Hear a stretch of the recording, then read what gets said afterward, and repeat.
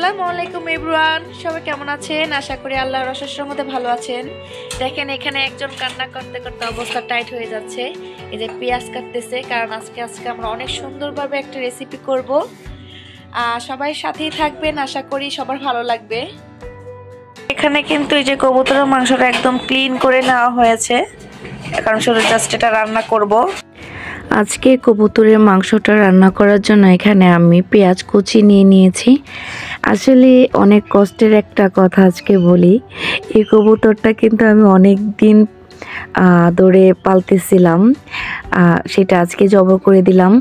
কারণ হচ্ছে এটা বড় হওয়ার সাথে সাথে তার বাবা মা আবার নতুন করে ডিম দিয়েছে। এটা কিন্তু আমার হাতে পালা কবুতরের বাচ্চা, যেহেতু কবুতর খাওয়া যায় তাই ভাবছিলাম যে একটাই ছিল, এই সাথে যে ডিমটা ছিল সেটা কিন্তু অলরেডি নষ্ট করে ফেলেছে, একটাই বাচ্চা দিয়েছে, তাই এটা রান্না করে ফেলতেছি। আর এই রান্নাটা হচ্ছে মানহার জন্য, কিন্তু মানহা নিজেও জানে না এটা কিসের মাংস। এটা আসলে কবুতরের মাংস, ওকে মুরগির মাংস বলে খাওয়াবো ইনশাল্লাহ। এই যে আমি কিন্তু সকল মশলাগুলো দিয়ে দিচ্ছি। এখন আসলে কবুতরের মাংস রান্না করতে তেমন কোনো মশলার প্রয়োজন হয় না, এখানে আদা রসুন হলুদ মরিচের গুঁড়া দিলেই হয়ে যাবে।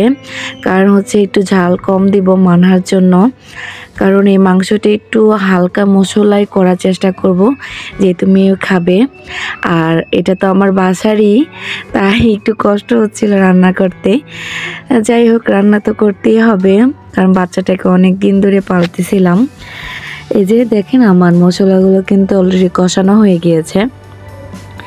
এখন আমি কিন্তু এখানে দারচিনি এলাচ তেজপাতা ইউজ করেছি, কারণ হচ্ছে মাংস দারচিনি এলাচ না দিলে তো হবে না, তাই এখানে আমি দারচিনি এলাচ দিয়েছি। এই যে আমার মাংসটা কিন্তু ক্লিন করা, যে দেখেন কতটুকু মাংস হয়েছে। যাই হোক, নিজের বাসার কবুতরের ছানা, তার মাংস সলিড একদম।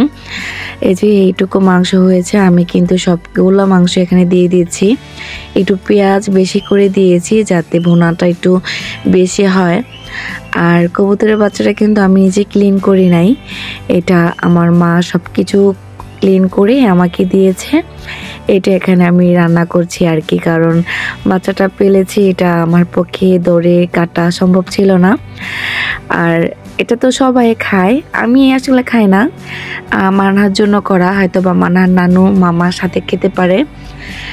মেয়ে দেখে খায় কিনা চেষ্টা করব, সেও পছন্দ করে না, বাট আম্মু বলছিল যে খাওয়ানোর চেষ্টা করে, এটাতে অনেক রক্ত হয় শরীরে।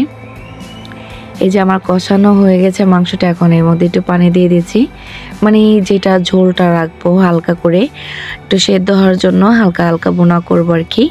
এই ঝোলটাই হয়ে যাবে পারফেক্টলি ভাবে। আর আমি একটু লবণটা চেক করে নিব, আপনারা আপনাদের মতো স্বাদ মতো লবণটা দিয়ে দিবেন। আর পাশের চোড়াতে আমি এখানে গরম গরম ভাত রান্না করছি, কারণ গরম গরম ভাতের সাথে কবুতর মাংসের ভুনা খেতে মন্দ লাগবে না।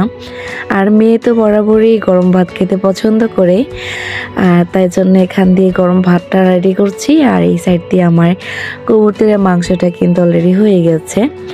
এই যে রুমে এসে দেখেন কী করছে ওনারা, মশারির নিচে তারা দুই বোন এখানে মোবাইল দেখতেছে।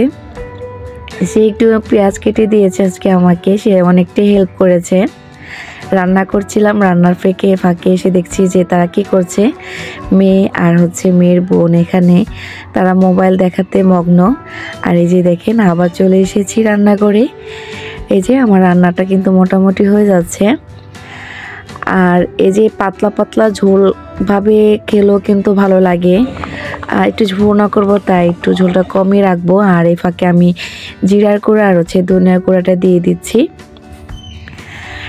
আর বাসার মধ্যে মশারি টানার একটা রিজন আছে, কিন্তু ইদানিং এতটাই মশা বেড়েছে মানহার নানু বাড়িতে, মানে বলারও বাইরে থাকা যাচ্ছে না, কি করব।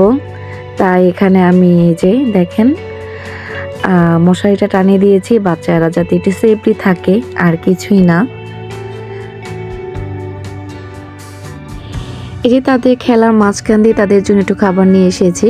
আমার কিন্তু কবুতরের মাংস বোনাটা হয়ে গিয়েছে। আর মানহা এই সাইড দিয়ে তার বোনের সাথে খেলা করছিল, তাকে খাইয়ে দিচ্ছিলাম। আর পাশাপাশি এই যে অনেকগুলো কোয়েল পাখির ডিম এনেছে তার নানু ভাই তার জন্য সিদ্ধ করে, সেটাও খাওয়াচ্ছিলাম। যাই হোক, আজকে রান্না বান্না আপনাদের কাছে কেমন লেগেছে? আশা করি আল্লাহর অশেষ রহমতে সবার ভালো লেগেছে। আল্লাহ হাফিজ।